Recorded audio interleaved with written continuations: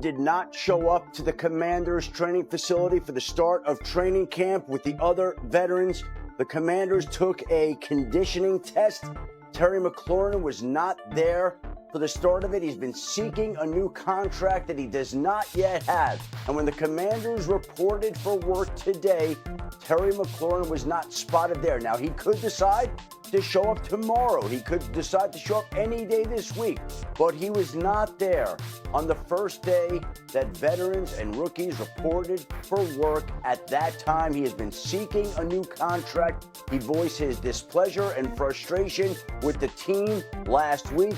There's the tweet. There's the official information about Terry McLaurin not being there for the start of the offseason program, but he did not report, was not there for the start of training camp today in Washington.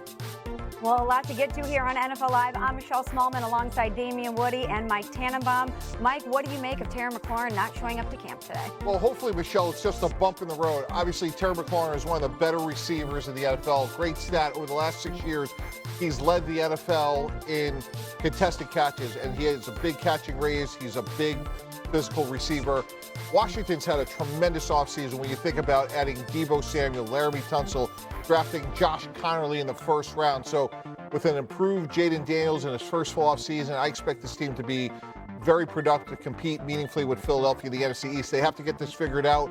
And most recently, we saw somebody, D, with like Garrett Wilson get $32 million a year. So there's probably a sweet spot in there. I don't see him at the $40 million a year like a Jamar Chase, but I think there is a sweet spot in there where they can increase his compensation based on how productive he's been. This is somebody that has 460 career receptions, and he's a glue guy. And again, given how productive Dan Quinn and Adam Peters have been in Washington, I would like to think they'll get this figured out. Yeah, listen, I'm not, if I'm, someone within that organization, I'm not in panic mode right now. It's the first day of training camp. As we get closer to the regular season, then that'll obviously change. But when you think of a guy like Terry McLaurin, think about what this guy has meant to the organization. Think about how many different regimes he's been a part of and the type of good soldier that he's been within the organization. Obviously, Jaden Daniel comes in and flips the whole thing on top of his head, and the type of productivity that Terry McLaurin had with Jaden Daniel. So obviously, this is not ideal. You want to make sure you want to come into training camp with everyone signed and everyone ready to go. But I would expect the Washington Commanders get this thing figured out sooner rather than later. Listen, when you don't show up for training camp also, there's a financial ramification to it. Terry McLaurin now will be subject to a $50,000 a day mandatory fine, as will Trey Hendrickson and any other player that doesn't show up for camp. And that's why we've seen over time some players show up to training camp and then essentially hold in, not practice. They're there. They can't take the $50,000 a day mandatory fine because they are there. And that's a way of trying to get around the system. Now, this, again, with Terry McLaurin and the Commanders, is a little bit of a complicated negotiation because Terry McLaurin will tell you, and his numbers bear out, that he's one of the best receivers in football. We've seen this offseason. Big money deals go to T. Higgins at about $29 million a year. We've seen DK Metcalf and Jamar Chase get over 30. McLaurin's numbers compare to many of these receivers. But then you also see another great wide receiver in Mike Evans, who is a little bit older than Terry McLaurin, get $24 million a year. So is Terry McLaurin north of 30? Is he around the Mike Evans number? I'm sure he and his agent would tell you no chance, much closer to the number above 30. But it's up to these two sides to figure it out. And right now, they've been unable to do it, and Terry McLaurin making a statement by not showing up for the conditioning test that took place this afternoon at the Commanders training facility at 3 Eastern. He was not there for that test. Well, we already started off with a big story, but time for some more top stories with Adam Schefter. Adam, what's going on with Micah Parsons? Right now, it doesn't look like he's working in practice. We talked about hold-ins. Well, this could be the start of one of those types of practices where he is there for training camp, but it didn't look like he was going through practice in a regular way. Now, there are ramp-up periods. We'll see. Maybe the Dallas Cowboys have a different pacing for him at this point in time. But, again, that situation also far from being concluded. Trey Hendrickson, meanwhile, has made progress, but that is not for a new contract. That is progress on a trip to Jacksonville. He has left Cincinnati, driven to Jacksonville, and arrived in Jacksonville. Made great progress there, not nearly as much with the Cincinnati Bengals. The Bengals have offered him 1 year of guaranteed money, whereas some of the other top pass rushers have gotten 3 years of guaranteed money. And Trey Hendrickson insists he will not come in and play for the last year of this current contract that's scheduled to pay him $16.5 million. So, again, another impasse with a player that certainly seems unhappy with where things are. We heard Mike Brown come out and say that Trey Hendrickson has not exactly been easy to deal with here. So both sides not pleased with each other. And this is a holdout right now that has no end in sight. Well, let's take a look at some of the numbers. Trey Hendrickson has the third most sacks in the NFL over the last 4 seasons.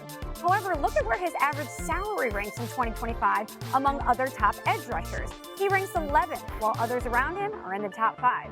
And then there's Micah Parsons' guys in 67. And Shefty mentioned it earlier, but here's Bengals owner Mike Brown on negotiating with Trey Hendrickson. Trey Hendrickson is a fine player. He's a good guy. We want him here.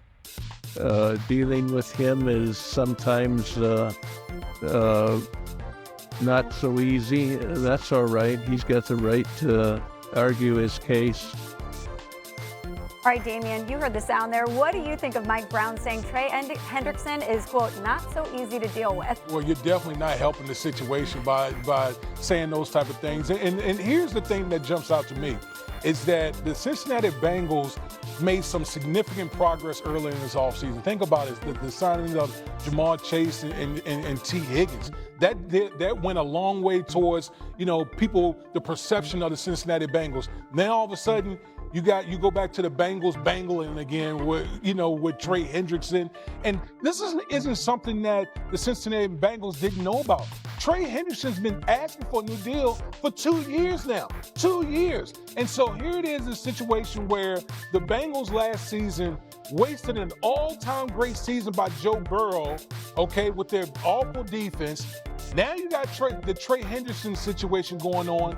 On top of that, their number 1 pick hasn't even reported to training camp. And so you're the Cincinnati Bengals, which, by the way, they've been notoriously slow out of the gate. This is the last thing you want to see is your star pass rusher not reporting to training camp. Look, he may be hard to deal with, but I would say this to Mike Brown. Yes, you've been productive with T. Higgins and certainly Jamar Chase, but get Trey Hendrickson in a room with his agent as soon as the season is over. We just look at this graphic. They cost themselves $7 million. And if the three of us were running the Bengals, guys, we knew that T.J. Watt, who was born within 2 months of Trey Hendrickson, was going to get a new deal. When you look at what Pittsburgh did in the offseason, between Aaron Rodgers, DK Metcalf, and everybody else, T.J. Watt was going nowhere. I would have had a massive sense of urgency to get Trey Hendrickson signed at a lower number before T.J. Watt signed. So what was Nick Bosa at the end of last year at $34 million is now 34 goes to 41. And to me, as good as Cincinnati's done in the offseason by waiting, they have cost themselves dearly. They have 0% chance to win without Trey Hendrickson this year. With him, they have a meaningful chance to make a deep playoff run. That's how impactful he is.